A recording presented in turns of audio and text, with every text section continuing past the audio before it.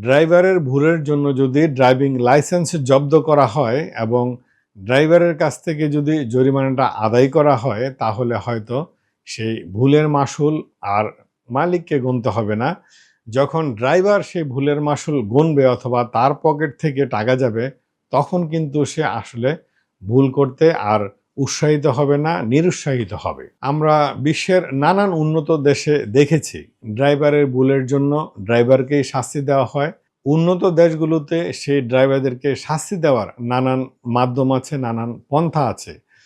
কিছু শাস্তি আছে তাকে অর্থ দিয়ে করা হয়, কিছু শাস্তি আছে তার ড্রাইভিং লাইসেন্স রোধ করা হয়, কিছু শাস্তি আছে তাকে নানান সময়ের জন্য ড্রাইভিং লাইসেন্স বাতিল করে দেওয়া হয় এবং কিছু শাস্তি আছে অনেক বছরের জন্য সে আর ড্রাইভিং করতে পারবে না, এমন শাস্তিও দেওয়া হয়।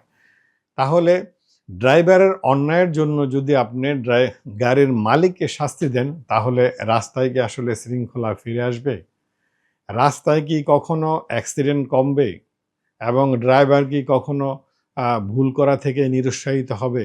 তাই দয়া করে যদি আইন পরিবর্তন করতে হয়, তাও সেটা করে নেওয়া ভালো। ড্রাইভারের ভুলের জন্য আপনি ড্রাইভারকেই শাস্তি দিতে হবে। তাহলে রাস্তায় শৃঙ্খলা ফিরে আসবে।